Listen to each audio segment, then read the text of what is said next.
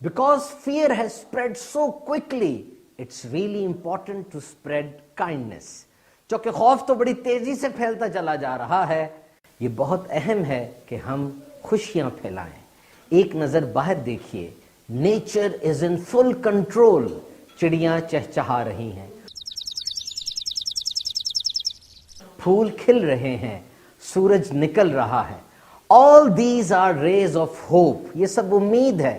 اور سب سے بڑھ کر یہاں پر ہاتھ رکھیے، آواز آ رہی ہے. یہ کس چیز کی آواز ہے؟ یہ امید کی آواز ہے. ESA سینٹینل 5P سیٹلائٹ کے امیجز کے مطابق پچھلے 6 ہفتوں میں پوری دنیا کے اندر فضائی آلودگی میں زبردست کمی آئی ہے. یہ دیکھیے، یہ تصویر میں یہ جو پنک سا ہے، یہ آلودگی ہے.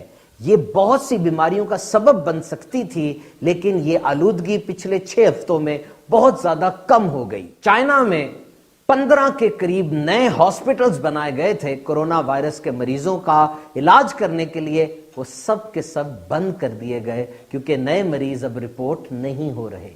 بہت سے ملکوں میں کورونا کے علاج کے حوالے سے بڑی مثبت پیش رفت سننے میں آ رہی ہیں، بالخصوص plasma from newly recovered patients, یعنی وہ افراد جن کو ابھی کورونا کے مرض سے شفا ملی تھی، ان کے خون کے پلازمے کو لے کر کورونا کے مریضوں کا علاج کیا جا رہا ہے. بہرحال ابھی یہ ٹیسٹ اینڈ ٹرائل بیسس پر ہے. اسی طرح مختلف ادویات کے کاکٹیل اور مختلف ادویات کے کمبینیشن کے اوپر بھی زور و شور سے ریسرچ جاری ہے.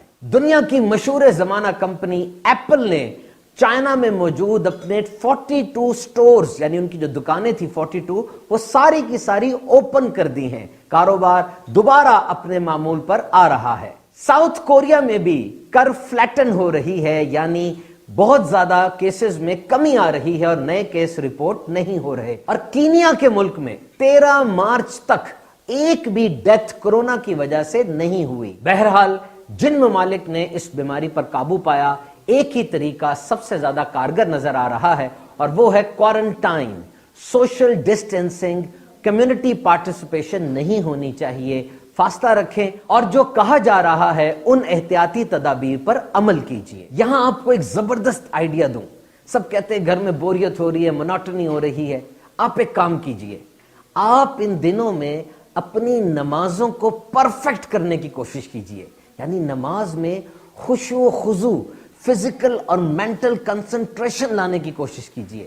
جب نوٹ گن رہے ہوتے ہیں اس وقت کیسی توجہ ہوتی ہے، جو فلمیں ڈرامے دیکھ رہے ہوتے ہیں کیسے کھپ سے جاتے ہیں، لیکن نماز میں ہمارے خیالات کہاں سے کہاں جا رہے ہوتے ہیں. کتنی پریشانگی اور کتنی پراگندگی ہوتی ہے خیالات کے اندر. کتنی پیاری بات کسی نے ارشاد فرمائی، آپ اپنی نماز ٹھیک کر لیں، نماز آپ کو ٹھیک کر دے گی. تو صحیح طریقے سے نماز پڑھنا کیسے آئے گا؟ ٹریننگ سے. ٹریننگ کیسے ہوگی؟